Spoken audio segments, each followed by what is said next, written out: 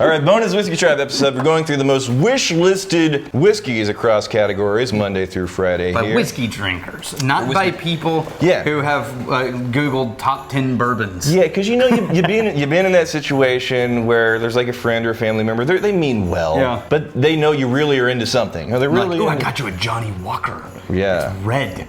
Like, you love red. Delicious. And your favorite color, red. Yeah. But no, this is a wish list put together by whiskey lovers, whiskey enthusiasts. This is the list of things that they want to be able to unwrap, but it's kind of hard to clue people in on the specifics of the bottle. And some of these are hard to get, so we're just putting it out there. We're just letting you know what people really wish they would be getting in these various categories. Today's Bourbon Day.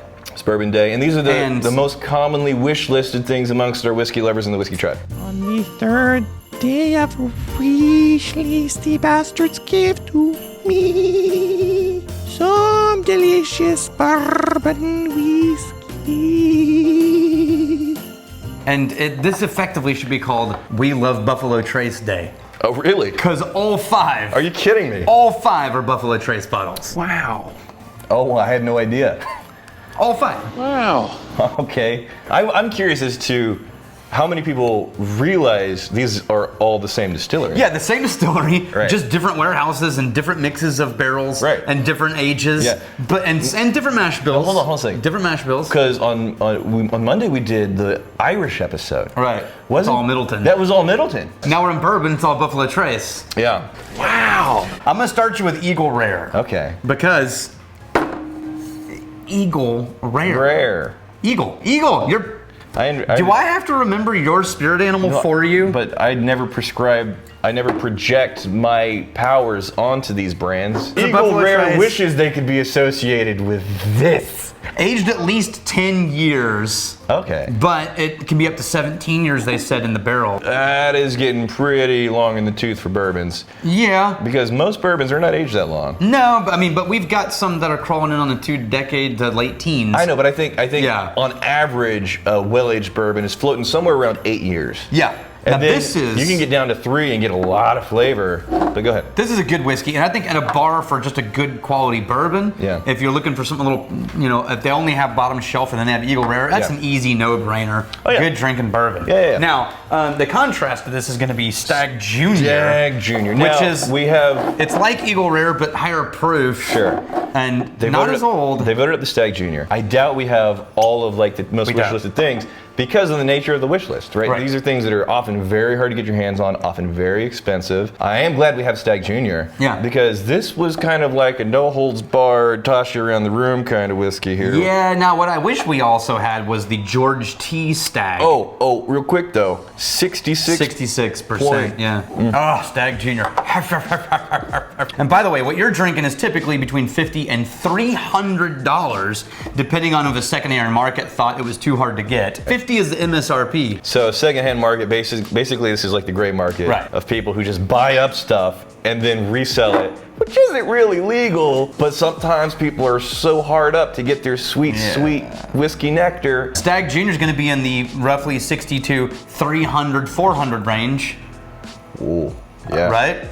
And George T. Stagg is going to be in the 100 starting up to $500+ range. So this is not our tasting notes channel, tasting notes episode. No. Any of these whiskeys that we have reviewed, in the description, we're going to put links over to those videos on our other channel, on the Whiskey Vault channel, if you want to get on like a full-on review. This is just a presentation of the most wish-listed whiskeys amongst the whiskey lovers in our community.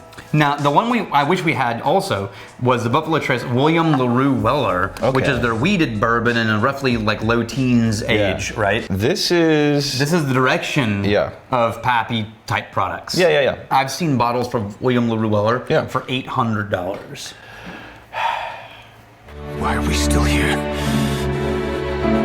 So the last one is Blanton'S, which makes sense because that was one of the first special edition Buffalo Trace single barrel bourbons out there. Early days of Blanton's. At one time I found it at Costco by a pallet for like $35. This is in California. Right. I was in California, I went to Costco, where you can buy alcohol inside Costco, and they had like 8 pallets Little did you know, of Blanton's. if you would have bought the pallet, there's your retirement I fund. could have retired, Your retirement fund, you're set for life. Because I've seen the Blanton's as high as the $300-$400 a bottle Now, now. I've heard rumors, some whispers in those dark corners that the next hot item that's just going to explode in value. Fireball.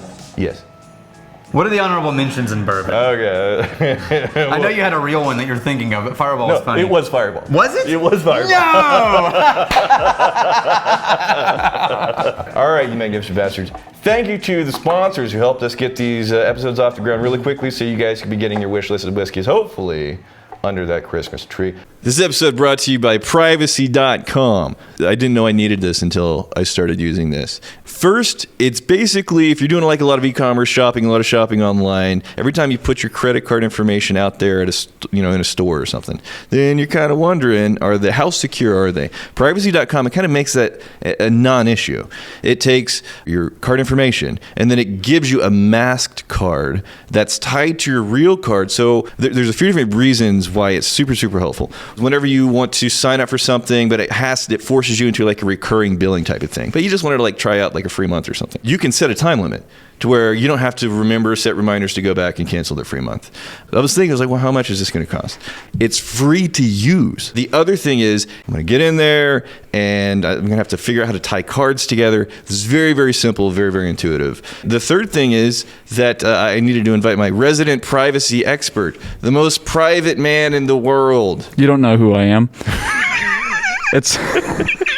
It's basically incognito mode for your credit card. Go to privacy.com/whiskeytribe. Get $5 free.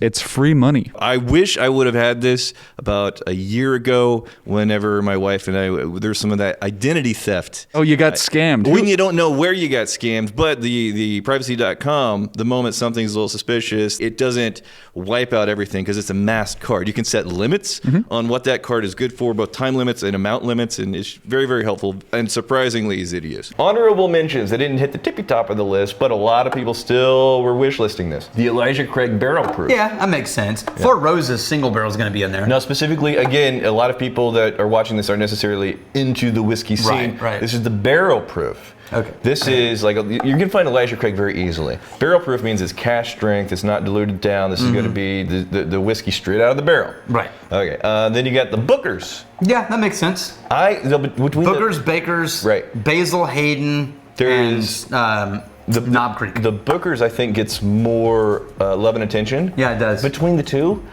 I prefer the Baker's. Me too. Yeah. Yeah, but I get why BOOKER'S draws so much attention. PAPPY Van Winkle, 23.